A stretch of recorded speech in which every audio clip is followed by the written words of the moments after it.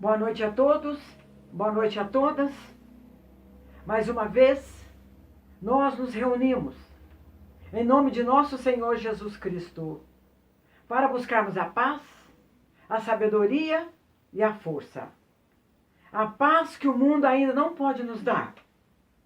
A sabedoria para fazermos as nossas melhores escolhas e a força para sairmos todos nós vitoriosos em nossos compromissos reencarnatórios.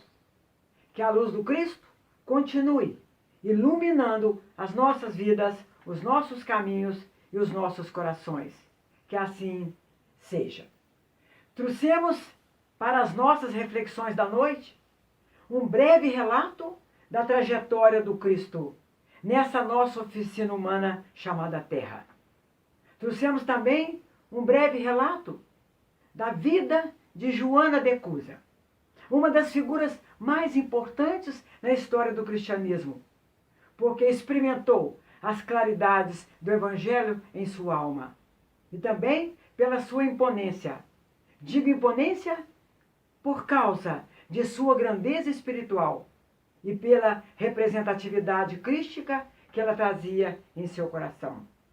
A vida de Joana é narrada através do espírito Humberto de Campos no livro Boa Nova, que foi psicografado pelo nosso querido e memorável Francisco Cândido Xavier, que também sacrificou a sua vida, o seu coração e até a sua saúde para viver o Evangelho do Cristo.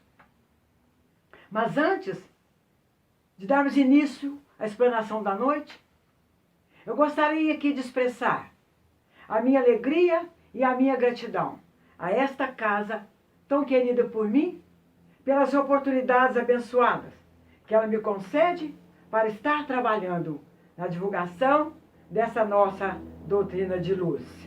Essa doutrina altamente evolutiva, progressista, libertadora e educativa, com seus numerosos códigos, orientações e condutas sábias para todos nós.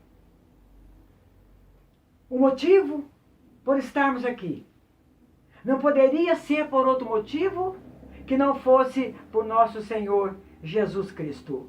Este ser magnânimo, misericordioso, que amou, que lutou e que serviu à humanidade durante toda a sua trajetória nessa nossa oficina humana chamada Terra.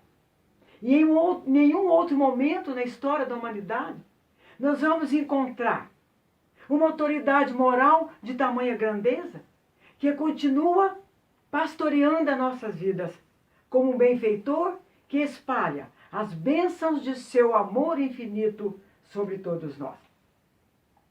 E nós não vamos encontrar também nenhum outro comando divino para nos governar que não seja Jesus, que continua trabalhando conosco, ao nosso lado, que continua nos amparando, continua cuidando de nós. Jesus, que nos convoca a cada dia ao novo gênero de trabalho no que diz respeito a nós mesmos, quando devemos buscar o templo da responsabilidade na consciência de cada um de nós. E este templo da responsabilidade na consciência de cada um de nós nos convoca hoje a uma reflexão muito profunda quanto à nossa vivência com o Evangelho. Então nós perguntamos, como estamos vivendo o Evangelho neste momento? Digo neste momento, porque nós estamos vivendo uma tempestade avassaladora que tem gerado desequilíbrios emocionais, físicos, morais e até espirituais em todos nós. E que literalmente vem sacudindo o mundo e sacudindo cada um de nós. Quais são os sentimentos que têm alimentado os nossos corações? Vamos lembrar aqui, por alguns minutos, de Bezerra de Menezes, que traz para nós uma de suas brilhantes colocações no livro Ontem e Hoje, dizendo-nos que estamos vivendo um grande minuto em nossa existência planetária, no qual a civilização, para sobreviver, ela há de alçar o coração ao nível do cérebro e controlar o cérebro de tal forma que o nosso coração não seja sufocado pelas aventuras da inteligência.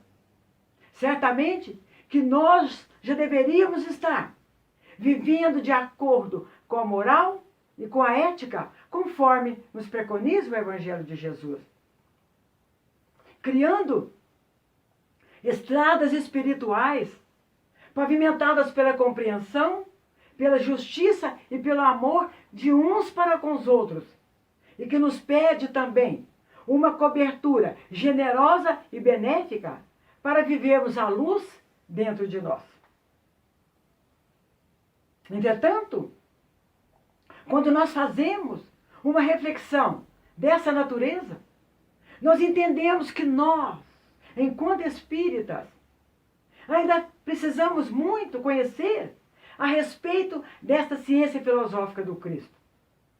Porque nós estamos ainda apenas engatinhando, dando os nossos primeiros passos em direção aos ensinamentos do Cristo. E que nós ainda temos muito que aprender para apreender. Porque quando Jesus juntou-se a nós, nesse chão áspero do nosso planeta, ele não juntou-se a nós meramente para curar os males de alguns poucos paralíticos, cegos, leprosos ou atormentados por espíritos impuros. A finalidade gloriosa de sua missão aqui na Terra foi de nos convocar, homens e mulheres de boa vontade, para livrarmos do jugo de nossas ignorâncias e assim desfrutarmos mais tarde das luzes do seu Evangelho. Entretanto, nós sabemos que a trajetória do Cristo aqui na Terra, nessa nossa oficina humana chamada Terra, não foi uma tarefa fácil. Porque antes que ele abrisse os olhos para o mundo material, meio às palhas secas daquela humilde manjedoura, que se fizera berço de luz, para recebê-lo como o príncipe da paz. Mesmo antes que ele pudesse nos dizer: eu sou o caminho, a verdade e a vida, e ninguém chegará ao Pai senão por mim. Mesmo antes que ele pudesse nos dar o exemplo de como nós deveríamos vivenciar e praticar a lei de justiça, de amor e de caridade em toda a sua pureza, ele já tinha o seu primeiro inimigo. E o primeiro inimigo do Cristo foi Herodes, o Grande, o rei da Judéia, que ordena a matança de todos os meninos que tivessem 2 ou abaixo de 2 anos para afetar o mestre. O que ele não sabia é que Jesus, estando entre nós, ele não usaria nenhum manto sobre os seus ombros, nenhuma coroa em sua cabeça, e muito menos se assentaria em um trono para nos dar ordens, porque ele estaria vindo para a terra, não para ser servido, mas para servir. Portanto, ele já tinha em sua consciência a ideia, a certeza de que não poderia de forma alguma competir com tamanha excelência, tamanha grandiosidade, supremacia e autoridade moral. Mas Jesus também teve um outro inimigo, um rapaz judeu de nome Saulo, que, entusiasmado pela mocidade, ele julgava que tinha uma missão religiosa a cumprir: destruir o cristianismo. Porque o cristianismo para Saulo era uma ameaça, era uma traição ao judaísmo, porque o cristianismo ele transcendia as limitações do judaísmo. Saulo também, assim como Herodes, sabia em sua consciência que não podia competir com tamanha grandeza, autoridade moral, supremacia e excelência. Então, ele começa a perseguir os cristãos, torturando, atormentando, ferindo e guerreando contra santos, justos e injustos. Aqueles que eram mais egoístas viam nele um perigoso conspirador, que vinha levantar as iras populares contra as dominações de Herodes. Os judeus mais rigoristas viam nele também um perigoso revolucionário que vinha derrubar os antigos princípios da lei mosaica, que era composta de proibições e de ordens. Jesus também sentiu de perto a negação de Pedro. Pedro nega Jesus por 3 vezes, embora Pedro respirasse o seu perfume. Jesus sentiu de perto a traição de Judas, que ao perceber que Jesus havia sido condenado, ele toma aquelas 30 moedas de prata e procura o sumo sacerdote para devolvê-las, porque não era um dinheiro abençoado. O sumo sacerdote então diz a ele: não, meu amigo, não tem volta. O trabalho foi feito, não tem como desfazer. Judas então é tomado de um profundo arrependimento, remorso. Então sai e vai se enforcar numa figueira. O enforcamento de Judas não ocorreu, não foi porque ele traiu Jesus por 30 moedas de prata. Foi pelo remorso que tomou conta da tua alma, do teu coração, porque na invigilância ele se permitiu ser influenciado pelos espíritos perniciosos inferiores. Os escribas e os fariseus, eles consideravam Jesus como um visionário que procurava atender aquela multidão de ingênuos, de pessoas ingênuas. Porque aquelas pessoas julgavam que Jesus tinha poderes mágicos. A trajetória do Cristo também dividiu classes sociais, pensadores, homens com conhecimento político que se mantinham distantes de sua plataforma, cuja base era o amor, tornando-se sombras da discórdia e da perturbação. Mas em momento algum, em sua trajetória, Jesus declarou falência em sua conduta moral, porque ele é fonte de vida, fonte de amor e de paz para todos nós. Mas, meus amados e minhas amadas, muitas foram as personalidades notáveis e extraordinárias que foram retratadas na história do cristianismo e que tiveram suas vidas seladas nos moldes da cartilha do Cristo, num contato puro, legítimo e direto com o seu Evangelho, em direção aos pontos mais elevados de luz. E dentre todas estas criaturas notáveis e extraordinárias, que sempre acompanhava Jesus em suas pregações, junto ao lago de Genezaré, que era o lago de sua preferência, o mar da Galileia, nós vamos encontrar uma mulher de rara dedicação e nobre caráter, colocada na mais alta sociedade na cidade de Cafarnaum. Esta mulher era Joana, consorte de Cusa, intendentes de Herodes, o filho, na cidade de Cafarnaum, onde ali se reuniam os mais altos interesses de comércios e de pescadores. Joana possuía verdadeira fé. Entretanto, as amarguras domésticas dilaceravam seu espírito, porque Cusa, o seu companheiro de luta, não aceitava as claridades do Evangelho. Considerando então os seus dissabores mais íntimos, Joana então resolve procurar Jesus, que se encontrava hospedado de forma provisória, como ele sempre fazia, na humilde residência de Simão Pedro. E ao encontrar-se com Jesus, ela expõe então os seus padecimentos, as suas contrariedades.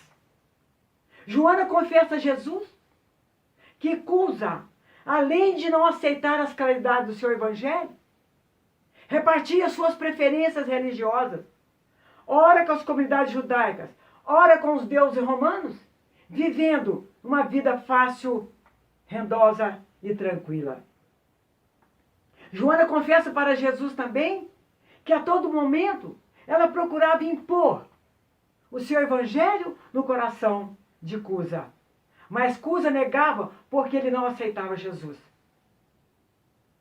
Assim, Joana acreditava e entendia que ela estaria reformando o seu companheiro para o reino dos céus. E após essa longa explanação de Joana, Jesus então diz a ela: Joana, só há um Deus que é o nosso Pai e uma só fé para as relações com o seu amor. As manifestações do mundo, as manifestações religiosas, não passam de vícios populares nos hábitos exteriores. Joana, o mundo está repleto de templos de pedras, mas eu vim abrir o templo da fé nos corações dos homens. Joana, se o teu companheiro ainda não lhe compreendes a alma sensível, um dia ele a compreenderá. Se o teu companheiro é leviano e indiferente, ama-o a si mesmo, porque estarás cumprindo a vontade do Pai que estás no céu. Volte, Joana, volte para o teu lar e amas o teu companheiro como material divino que Deus colocastes em tuas mãos, para que tales uma obra de vida, de amor e de sabedoria. Vá, filha, sede fiel. E a partir daquele encontro memorável de Joana com Jesus, a partir daquele momento de êxtase espiritual, Joana procurou esquecer todas as características inferiores de Cusa para apenas observar o que ele tinha de virtudes. Mais tarde, os céus lhes enviaram um filhinho que veio duplicar os trabalhos de Joana. Mas Joana, sem olvidar das recomendações de fidelidade a Jesus, ela transformou todos os seus sofrimentos, as suas dores, em hinos silenciosos a cada dia. Os anos se passaram e as perseguições políticas desabaram sobre a residência de Cusa. Joana, entretanto, manteve-se firme em seu propósito de fé. Agora, torturado pelas ideias de vingança, pelas dívidas que foram se amontoando, pelas vaidades feridas e pelas moléstias que foram verminando por todo o seu corpo, Cusa retorna ao plano espiritual, numa noite de sombras, de torturas e de sofrimentos. Agora, premida pelas mais duras necessidades, Joana procurou, primeiramente, dedicar-se a Jesus. Procurou esquecer todo o conforto da nobreza imperial, suportando os dissabores da vida e procurando trabalho para se manter com seu filho. Joana então passa a cuidar dos filhos de outras mães para que seu filho tivesse pão. Ano 68. As perseguições ao cristianismo se fizeram mais intensas e nós vamos encontrar, amarrada a um poste, uma velha discípula e tendo ao seu lado um rapaz ainda jovem. Esta mulher era Joana, tendo ao seu lado o seu filho amado.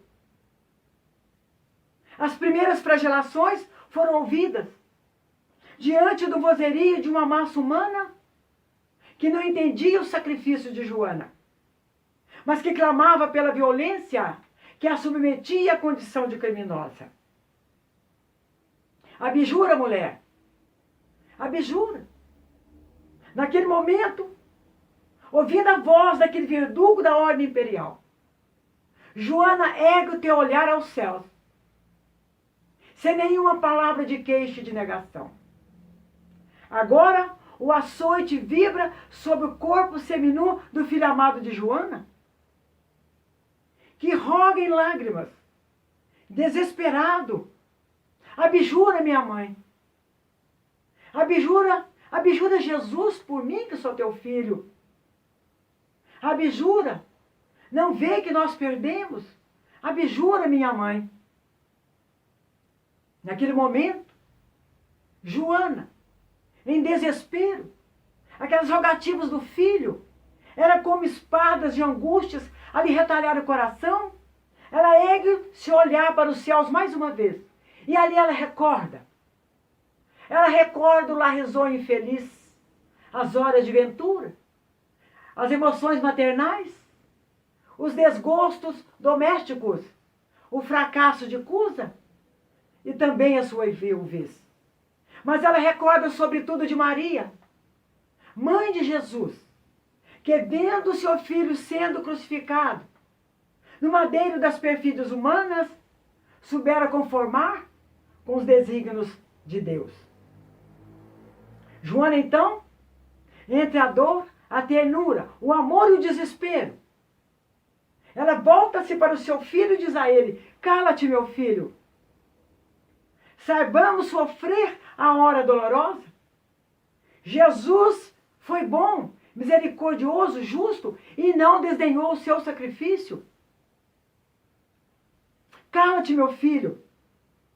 Cala-te, porque além das facilidades transitórias do mundo, é preciso ser fiel a Deus. E naquele momento, diante dos aplausos delirantes daquela plateia, que realmente não havia entendido o porquê daquele sofrimento, os verdugos da ordem imperial incendeiam achas de lenhas embebida em resina inflamável. E em pouco tempo, o corpo de Joana foi sendo consumido pelas labaredas. Ué, mulher, diz um dos soldados da ordem imperial, um dos verdugos que ali se encontrava: o teu Cristo te ensinou isto? Te ensinou apenas a morrer por ele? Joana, então, concentra a sua capacidade de resistência e encontra ainda forças para murmurar: não, meu filho, o meu Cristo não me ensinou apenas a morrer por ele, mas também a te amar. Meus amados e minhas amadas, Joana de Cusa, essa nobre dama que viveu sob os caprichos do Império Romano, que sacrificou a sua vida, a sua posição social, sacrificou até o próprio filho, para dar o seu testemunho de Jesus em seu coração. Esta mulher deixa para nós um grande exemplo de coragem, de ternura e de amor.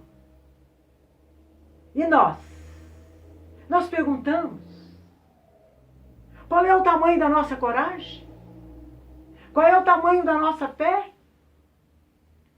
Quais são os sacrifícios que nós precisamos experimentar para nos inclinarmos diante de Jesus?